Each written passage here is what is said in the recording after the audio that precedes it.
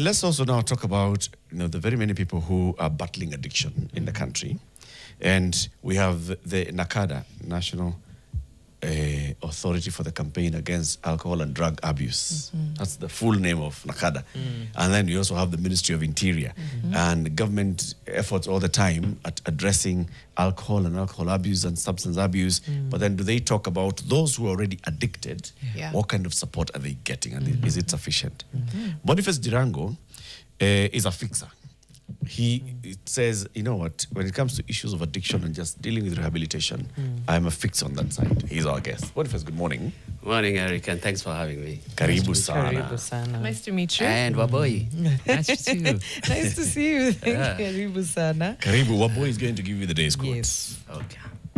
Today's quote is courtesy of Flannery O'Connor, who was a novelist, a short story writer, and an essayist.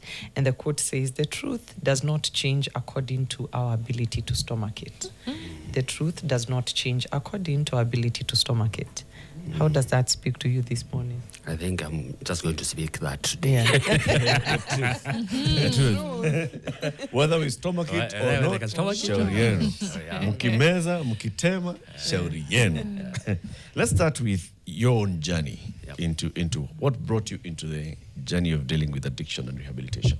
Yes, by the way, thanks, Eric, for that question, because I haven't dealt with it for a long time. I'm clean now for 23 years. 23 years? Yes. Wow. Clean of what? Clean from heroin addiction. By the way, when I got clean, it was just about the time we had Kibaki. Remember, there was a hopeful space of time where Kenya was called the most hopeful nation in the world.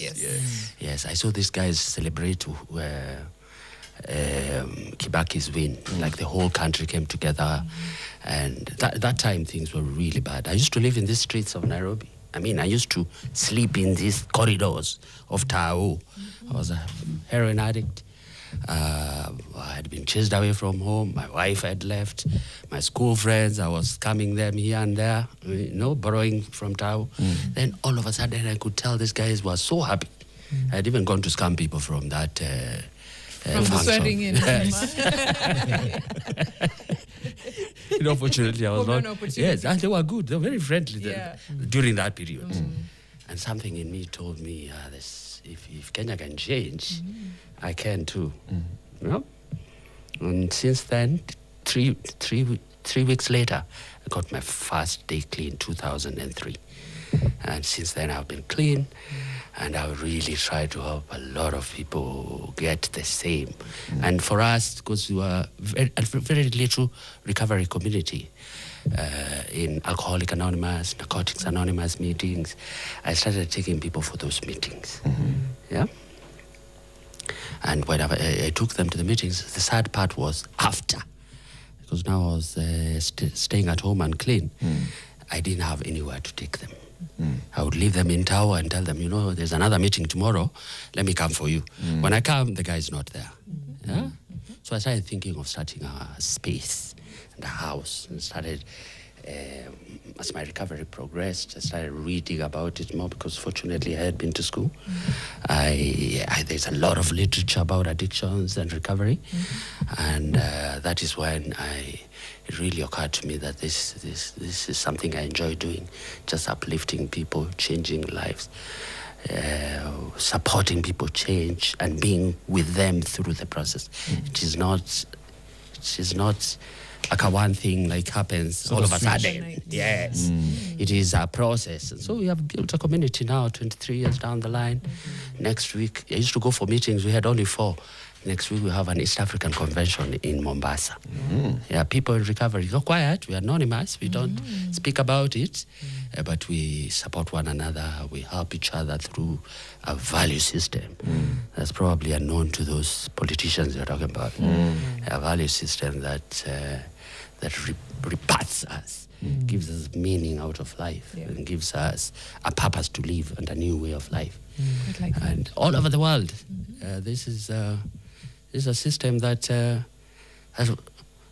started in 1935, of way before even Kenya was born, or United Nations. Addicts figured out that if we are to get help, we have to band together and support each other and create a community among ourselves that understands and that has established a systemic way to help each other get better and support each other get better. Okay. So that rehabilitation journey, there are very many facets to it. Yes. There are people who go into a rehab. There are people who go for those meetings, the Alcoholics Anonymous, the Narcotics Anonymous, and then there are also people who just meet in various other places. Your name came up on this show sometime, was it last year, Mario? It was last year. Yeah. Yes. We Late last hosted year, the musician Jim Watt. Yeah. And then we also had another baraza where he came with other artists as well. And they kept saying C12. C12. And they said Boniface Ndirangu C12. What is C12? Now, see, actually, that's why you had a 12-stepper. So a 12-stepper, the 12th step is about service. After going through 1, 2, 3, 4, 5, 6, 7, up until 12, it's about service. So C stands for community service. So this is what really gave birth to the idea. After a while of picking people and taking them to rehab, because you have to, the process of addiction, the first few days are really medical and biological and mental health and really stabilizing someone. Right. And that takes between 5 to 7 days, depending on the extent of use, or even 14 days. But once that has been stabilized, we move into psychosocial stuff at the rehab setting. That's the sociology and psychology and the spirituality of the problem. So after a while of having many of them, they started occupying too much space, and my co-director started complaining that we don't, they didn't have anywhere to take them. So I started scouting around. I figured that if I can rent a low-cost house within our area, I could move these guys into something called a tertiary house where they can start working, supporting each other as they move out. So I used to walk around City Park, and City Park was very unsafe at that time. In 2015, 2014, there's quite a number of people who get raped there. There are many homeless people in City Park. There are many, and there was this house that had been abandoned for like 5 years. 5 years. That's what C12 was. The house was dilapidated. There was no one who wanted that house it's a duty house for environment in Nairobi. And originally that house actually belonged to the colonial person who was called Peter, who designed and set up City Park in the 1950s. By the way, even the Queen herself, Queen Elizabeth, has been there. Yeah? But this house was abandoned. City Park it was almost like Karura before Karura came, Friends of Karura came in. So yes, I had been a little bit around and visited a few places in California where I saw how communities can build from block to block and start afresh, So I convinced my co-director that I could take one bed and pay for this house, reconstruct it, and then we can now have a community space that can be used for community good and common good. So interestingly, that is why we started meeting people like Kalamashaka Group, meeting, this guy who wrote the Nairobi Half-Life. He was there. We have helped some people. Even NTV has helped us save that house before. There was a time Sonko tried to get us out. NTV at the time was Seth Olale. Seth Olale came and traced the whole process. Sonko was quick to step back and even support us, get back the house. Yeah? We were paying rent, sub-rented, and that was a problem. So from then on, we started now writing to the government to allow us to use that space.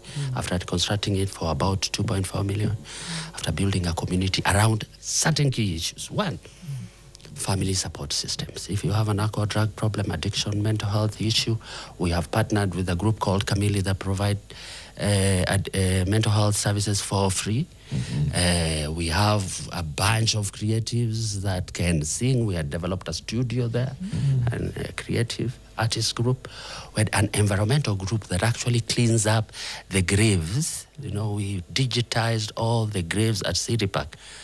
The first digital, I am the one who collected those records from City to just pick out which grave belongs to what, reconstruct the graves, clean them up. In fact, before... Sorry, I didn't know there were graves at City Park. Oh, yes, there are serious people there. Murumbi is buried there. Murumbi is the second president. Oh, I know Murumbi because it's marked. Yes. Is there a side that is unmarked? Yes, there are a few unmarked graves. In fact, that is where my story was leading. Okay. So there was this Pio Gama Pinto. Pio Gama Pinto was the first person assassinated by this guy. Yes, yeah? yes. So these graves, for us, stood for a story that, especially the unmarked graves, we could imagine what their lives were like. Apart from helping other people find their history and we could now start stories. And we had this guy who would play Nyatiti. He's called Kake Wakake. And there's a storyteller. But the purpose of this storytelling, in fact, Netflix even came to figure out whether they could cover the stories from the graves, is to really input on the value systems that I talked about earlier that help us get better, get a meaning out of life, and help. Now that is the purpose, especially dealing with young people. So we'd have young people, children come and play. You know, people these days, there's no space in this parklands. There's no space. There's no green spaces. And where there are green spaces, they are so dangerous. So making it safe, making it purposeful, and adding coaching and environment work, because it's an environment area. In fact, we planted and saved with street homeless people the 60th anniversary of United Environment, UNEP. UNEP is based here. So we are the ones who saved those streets to grow, because every country in UNEP had come to. Sasa tulitolewa huko. Before tufike hapo, sorry, I think it's quite amazing what you've been able to do, and we'll come back to that, Nani aliwatoa, even the political wrangles and all of that. I wanted to stick just a little bit on how addiction begins and manifests, and I wanted to use your story as an example. We know how, 2002 was a changing moment for you, but before that, there was the other change, which was the addiction. How did that happen? And 23 years clean is, by the way, no mean feat, so congratulations. What were your greatest learnings from the beginning phase of getting clean? But just tell us exactly how you got to the heroin addiction. Nice one. But today I looked at your uniform and I thought, where did this get started? Eric, there's such a serious correlation between sports and addictions. There is? Yes, very serious correlation. A lot. Both from the players and from the fans. Yeah, if you look, there's a serious industry there. Gambling? There's gambling, there's the need, the adrenaline, the fun. You can see when Eric's looking much happier this week. Mental health. It's like a new... Yes. Generally, I'm not saying sports generally, on the whole, is perhaps one of the most protective factors for young people in protecting them from substance abuse. But on the other end of it, if it goes unchecked, there are a few things that can happen that bring about that. And for me, but then you might not believe it, I was playing for the national team at 19, soccer team. I was for Harambee Stars. Yes, Harambee Stars. At the time, we had an under-23 one because the Harambee Stars itself was not in. We were playing with some of them. Yeah, and I have now over time seen the correlation between me developing asthma, because I started smoking cigarettes. I couldn't play anymore. In fact, at one time I was expelled from the team because of the parties that happened after a match. So you were the lead in parties. I was. It's like a problem. It started showing. Minister of enjoyment. So you see, even in sports itself, though it is a protective factor, but it's also Creates an environment. Yes, and especially if you look among the stars when they stop playing, they can't get that rush they get from physical exercise, that identity you get from walking somewhere and everyone turns around to, recognize you. All of a sudden you can't play, you can't enjoy, you can't have the fun. You see how these guys look when they score goals. If you look at it looks like a dopamine high, proper one. Yes. So it's not that they should stop playing, but we should have programs around how people manage that. And for me, not being able to play really started making me search for the same high, but now from drinking, from then onset of asthma, then I can't play anymore, and then need for money, and by the end of 2-3 years, a person close to me passed on because I was developing depression. That's how heroin came into the picture. On the day she died, and she was like my mom, because my mom died when I was very young. The day she died is the first day I took heroin. I was told, this will help you numb the pain. It's a painkiller. Now that is a whole different area of addiction, because opiates are serious addiction. They are. Pain-based, they are relievers of pain, but eventually they substitute your system of managing pain, and you become dependent on the drug to manage that pain. So that's how I got addicted, and Met now started losing stuff. Addiction is characterized by 3 major things: an obsession of the mind, a compulsion to do, to act, despite all negative impact of it. So that loop is what addiction is. Sorry, obsession, compulsion? And despite consequences. Despite consequences. Thank you for threading that for us. We are about to take a really short break, but I quite like that you've threaded it with this, the dopamine and the high that you got from playing, and then needing, a substitute, and then losing someone very close to you, and someone suggesting, something to numb the pain. It's good because it walks us through. I think a lot of people have this idea of addiction as something that happens either very quickly or that is a show of weakness, quote unquote, or, lack of self-control. That's how people think about it. And if you don't talk to people who have actually gone through it, you're very likely to think like that. But when we come back, let's talk about these 3, like you said: obsession, compulsion, the need to act despite, worst case scenario and all of that, how they manifest, and then getting clean, and what work that requires realistically, and our success rates. We'll talk about all of that. Hashtag is Fixing the Nation NTV. We'll be back with Boniface Ndirangu in just a minute. What's up, nation? My name is Rachel Anya, an agripreneur, Busia County, and I'm fixing the nation by ensuring food security, creations of jobs among youths, people living with disability, and even our young women. I would like to urge each and every one of you to fix the nation by joining different agricultural sector, i.e., for example, you can adapt the new farming technologies, join different cooperatives, and adapt to smart farming.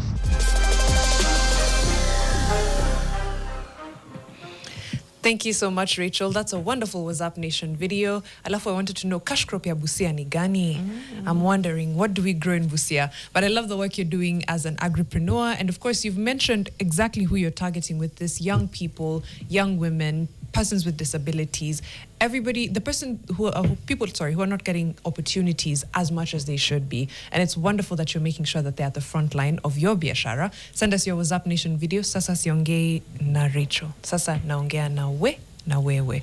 And of course, let us know who you are, where you are, what you're doing to fix the nation. Our number is 0769-590-762. You'll see it at the bottom of your screen right now. 0769-590-762. And also, you can share your, stories about what you see in a community, about addiction, about rehabilitation, about recovery, about people and communities that maybe have come up together in your community. Let us know how they are and how people are coping. Job has sent a message. He says, for a whopping 10 years, I struggled to quit mirror addiction until Jesus appeared in my bedroom during the wee hours one fine morning. No words, just eye contact. I'm 15 years sober now. He says, his beautiful appearance struck my spirit free. I was so pale and haggard.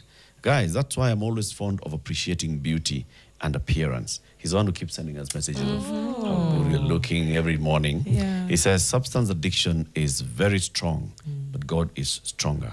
Omondi says, thank you, Boni, for actively championing mental health and addiction recovery.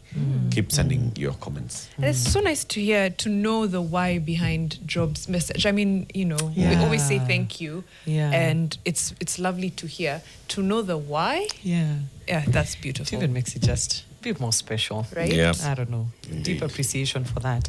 I think when we're having discussions on matters, addiction and eventually rehab, we often box whatever it is, the substances. So we say alcohol is what needs to be addressed. I'm a bangi. But we often miss out on so many other things.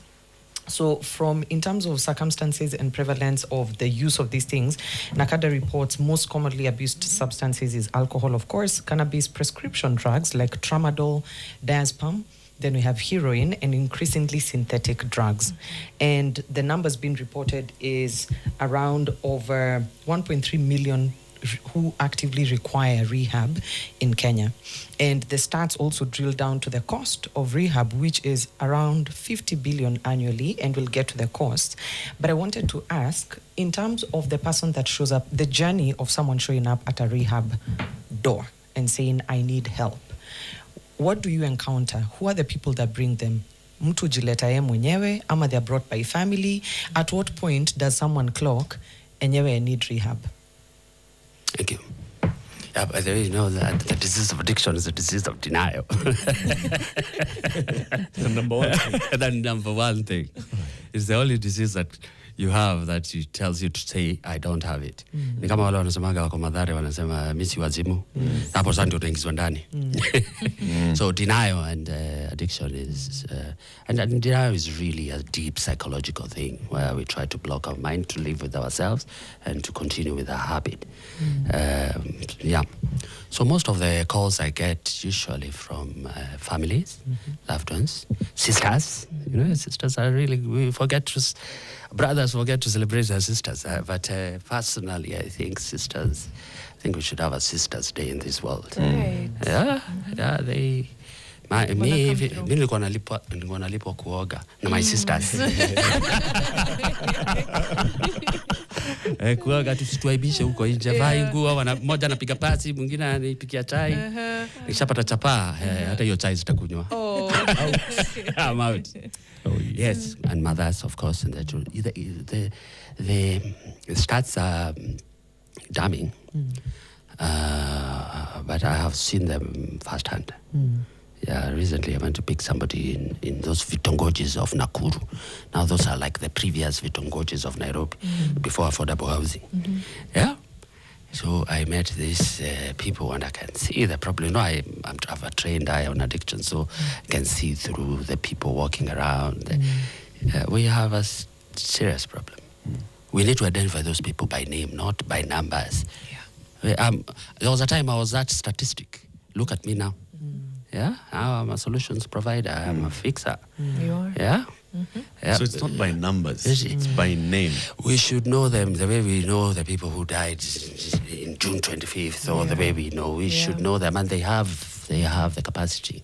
By the way, in this government of Ruto, earlier on in the first 2 years, they had a serious attempt at helping people who are very vulnerable. It's a program that was being led by the Office of the Deputy President, and there were some serious attempts at mapping out the deeply addicted people and figuring out how they are going to access help. You know? What I've seen with NACADA over the years is to use a lot of research and statistics that is essentially not impactful. It's just to highlight, get headlines, and that's it. What do you need? We need, yeah? 83% of Nairobi youth addicted to bang. And then? Yeah, but that's a good base to start with. Yes, it's always, but if you remain there for 20 years, Eric, you are talking about the basics and finding out new ways to highlight things without programs or without plans, without action, without impact. In fact, that is why this year they have changed after the president's speech on the 31st, which has also gone.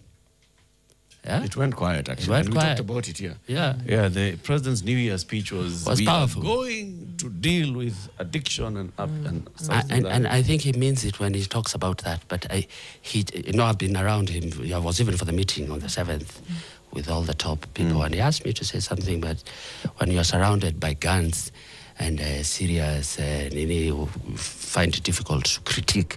So maybe I can critique here. I'm a little safer here, isn't it? Yeah, you're safe.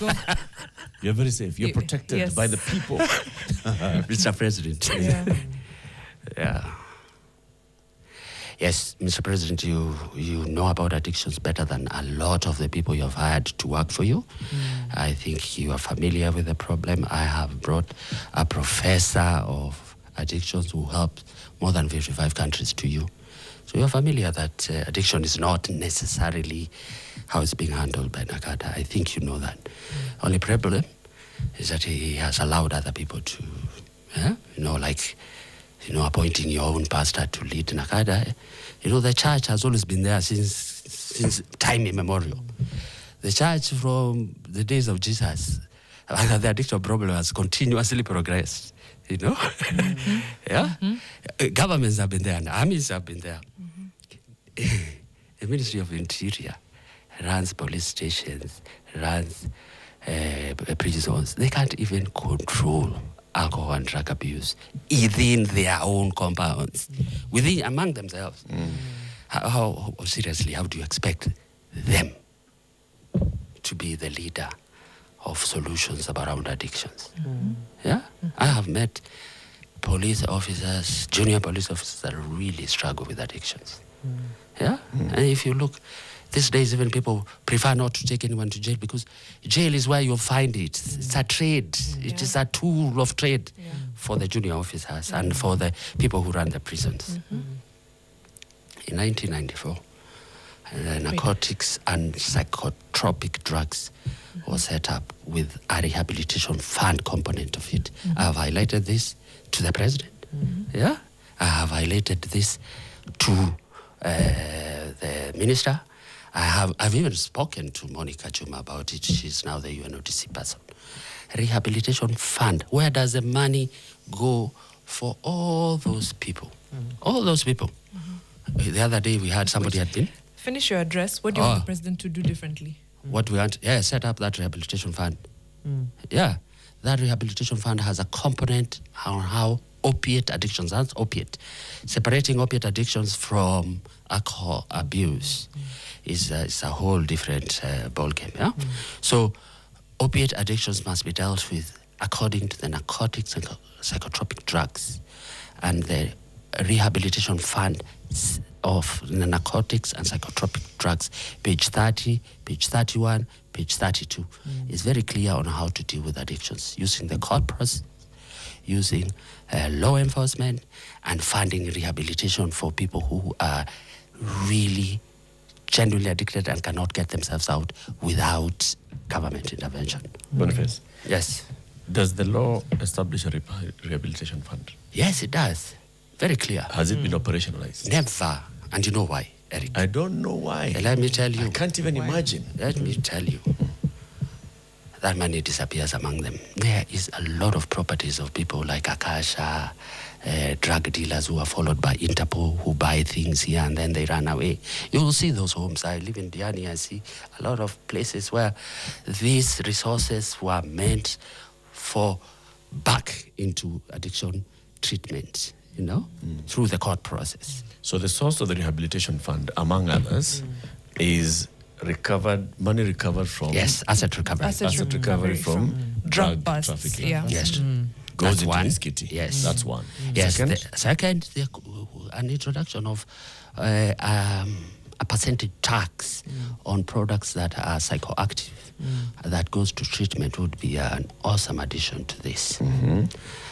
So, That, there is a lot of funding across the world for things to do with narcotics, because we have had a war against narcotics for long, and there's a lot of funding that come with that rehabilitation fund that could help that process. That's run through the court process. That is just opiates. Now we're talking about opiate. Yeah. I think one of the biggest problems he had with this year's statement was he tried to rope in alcohol into this process of narcotics, and according to the law, that alcohol is treated separately. It's legal. It's different. It's legal. Alcohol is legal. Legal.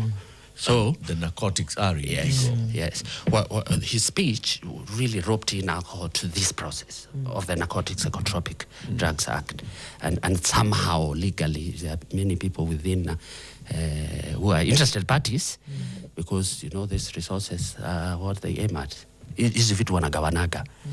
Wanagawana. Me in 2004 I was only 1 year clean when the cost of cocaine. There was a ship in Mombasa that was found with about 10 tons. BBC even came here to interview. The cost of coke had really shot down. There was a worry that what could be happening. Why would the price of coke in the streets become so low? We figured out that this 10 tons has started finding its way in the market. I think about recently Mamangara, alishikwa na 13 million. Where does that money go? Is there anyone who is able to trace it? In fact, those could be the very good statements. Since 1994, how much has been recovered from those resources? And what has been used? What has been done with it? Yes. And if you look, before Safaricom, and before quite a number of these new companies that are doing very well now, there was a time this country depended on 3 major companies. KBL, to fund their KBL, BRT, and which was this other one, major company, Kenya Power, to fund almost 80% of them. So in effect, the government, most governments have really rode their you would say they have rode their expenses with money from substance abuse, alcoholism. Yes, the county government of Nairobi, the one Sakaja now removed us from C12, has the Nairobi Liquor Licensing Board Act that charges a certain amount of money to every bar license. And 15% of that is supposed to go to, that is their law. It's supposed from to go to 2014. the fund. Yes. Is this across all 47 counties or just Nairobi? Nairobi County? Most, by the way, most now have counties. followed suit. There is a template that was formed. Okay. Yeah. Nani So- aliwatoa C12? Takada himself, personally. Yeah, he said he has better use for it. And we have heard that at Uhuru Park he was trying to set up a bar or something. So City Park was something, he even sent surveyors there. Yeah. Now So what- it's stuck. Huh? The agreement you had with the county was a written one, right? Yes, I was paying rent. Yes. Yes. And they have then- even sent their whole teams of the liquor licensing board for me to help them figure out what to do. They even set up a rehab in Sinai. I think it was closed down and became a maternity. Yeah? So essentially, as we speak, that rehab at Sinai has been closed down for maternity. And C12, which was really just helping without asking money from the government, has also been shut down, and there's no one. So the county said vacate the premises. They broke your lease essentially. To this day, they have all the things they took from that house. The studio equipment, the office, hata picha ya Ruto ile tuko tumeangua ukuta wako nayo. What is the reason they're giving for this? Because I'm still trying to find the heart of the reason. Is it shutting down because we do not consider this to be a legally set up operation? Or is it just someone who's decided today I'm in the mood for impunity, go shut down because it doesn't benefit me. You people are not contributing towards anything. What is the reason they've given? It was actually a bigger fight than we had. We have nuance to what could be going on there. There's a big fight between Kenya Forest Association and Nairobi County government. In fact, they really had a serious war about it. So you're just caught in the middle. Yes, I would say that. But Nairobi County now government is back in charge. Yeah, no, those are big wars I can't fight. But what I know is what we stand for and what we do. And whether it's KFS or whether it's Nairobi County government now back in charge because KFS have been removed. Well, maybe the biggest mistake we had done at the time is to have KFS in our servants' quarter to provide security. That was our... So you aligned yourself with one side. Yes. Nyinyi na hao enemy. Yes. You were paying You rent want to them to- Nairobi County? Yes, Or I had to- been, yeah, Yes, and then but you had KFS in your SQs. Okay.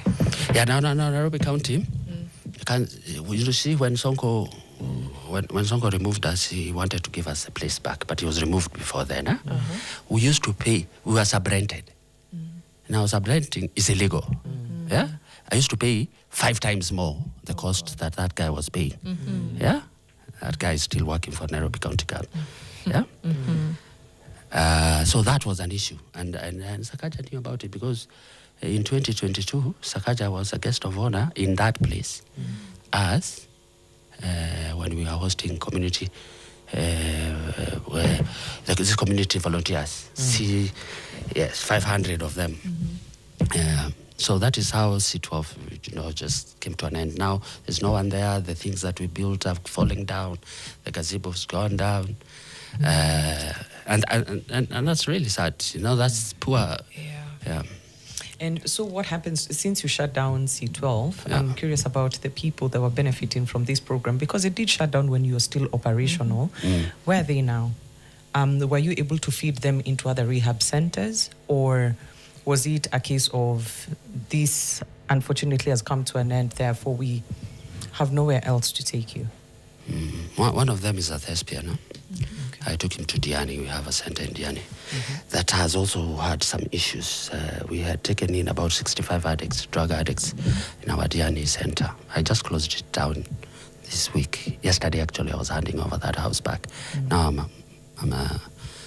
Mark Mbogo is a really serious thespian, but has mental health issues.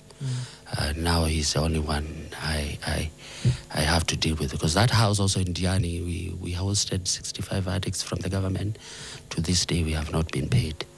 Yeah, by the national government now, Office of the Deputy President. Yeah. Heroin addicts who are now doing so well, we have formed that next week we're having a convention. I'm telling you, I'm getting calls from the people we helped during that time. But because there was, during the Gen Z riots, some offices were closed. Office of the Deputy of First Lady, Office of the Second Lady. But those are the other things that are beyond us. As we are giving people to work with, we have not been paid for the services, though it was only 20% of the services, the cost of the services we provide. Yeah. So that means there's 66 people. What?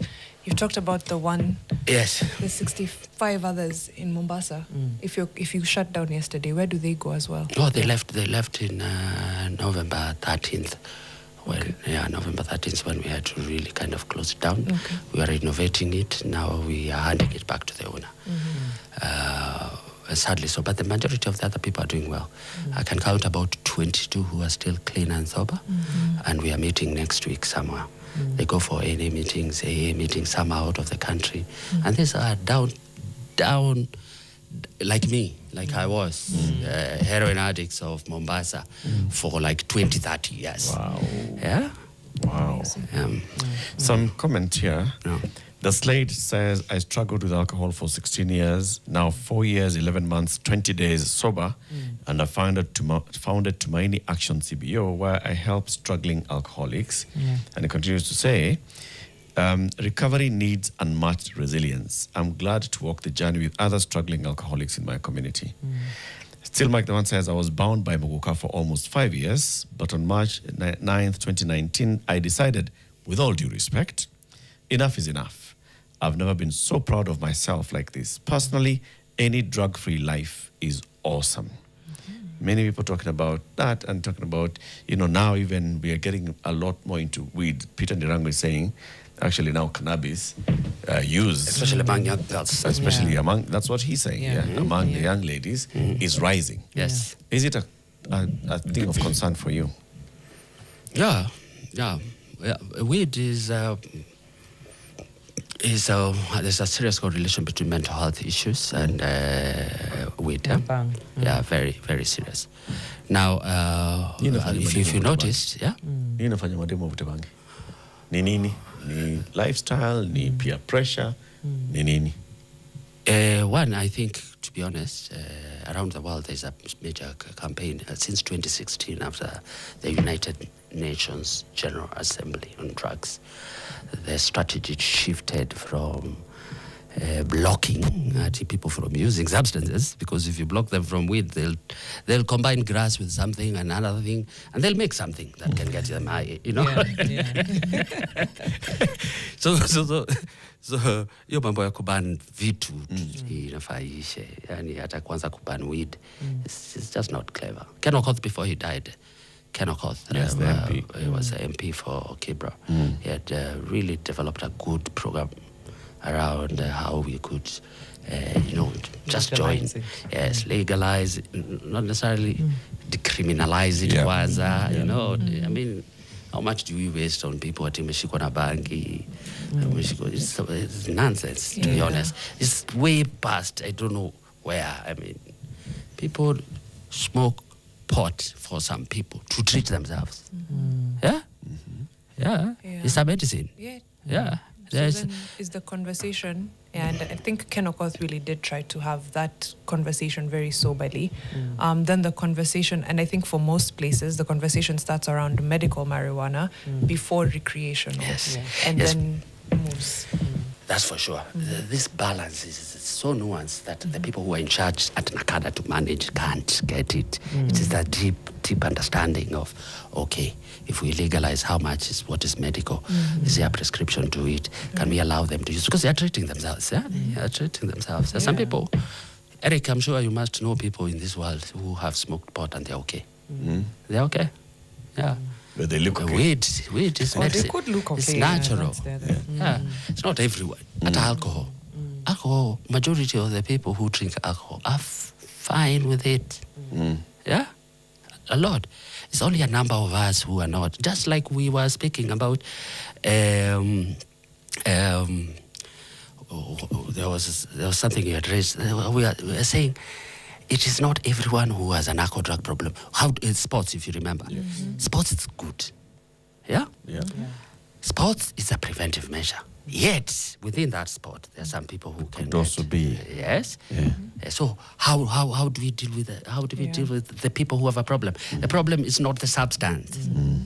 Yeah. If you think about it, the problem now is even on the internet. Those phones you're looking at. Yeah. Yeah. I notice it. I have a daughter now who is in second term, and I notice a big difference the moment I give her phone when she comes home, and how she's like when she's without the phone. A big difference. Like Dopamine. she just shuts down on me, yani like. It's like hey. And before. And before, like if I go and visit her, hey, she has stories about what's going on. I didn't know she can talk like that. She has a lot of things going on. We bond, we talk. But the moment I give her a phone, she takes like a side look, kidogo, and she walks away from me. That's it. And getting her from her room, I have to shut down the internet. And then she'll come and say, Dad, have you paid? I like that you mentioned that 2016 change of tact around how we approach drugs and alcohol. I can't remember. I think it's either DW documentary or something I was watching that spoke about some of the countries in the world that have been able to deal with addiction in the best way possible. And for a lot of them, it was decriminalizing even hard drugs, which seems like a very radical approach. Yes. But it's changing tact from what Yes. you're describing. This other one has worked. I mean, we have had it for 30 years, the war against drugs. It has not worked. Yes. Yeah, I've just mentioned something simple. It's a war against addicts, not a war against drugs. It's not against it. Yeah. Can can they even control their own police stations, their own prisons, interior ministry? Can they even control that fast for them? I mean, keep it drug-free, even for a few days, we see. Tuone. Tuone, kabla waanze kushika watu. Unajua hiyo hata hizo declarations kama za independence on New Year's Eve, they're just giving our law enforcement opportunities to extort. It's very true. And I was in that meeting where the majority is now the opportunity for them to ask for cars, for sijui nini. Nothing about the addicted person, nothing. Even me, I haven't been paid, and I'm in that meeting. But it's about everything else. The Kikombe concludes the conversation for us. He says, I like the gentleman's thinking. Legalize it, tax it, economic booms. The Kikombe is a teacher in Thailand. He says Thailand has done it, and the economy shot up after 2021 on any. I think South Africa has seen the same. Let's. I mean, I like this idea of if it's a war on drugs, can it be an actual war on drugs, On not the a war drugs on itself, addicts, on not Yes, not a war on the problem. It's a disease. Yes. Yeah. Let's end the conversation there. But Boniface Ndirangu is an addiction recovery fixer, proper one, and he's been doing this work for a long time. Clean for 23 years. A massive congrats. Thank you. And helping so many others. And with the help get of on the others. journey. Yes. With the help of others. And helping others and with the help of others. I love that. Hashtag is Fixing the Nation and TV. We'll be right back.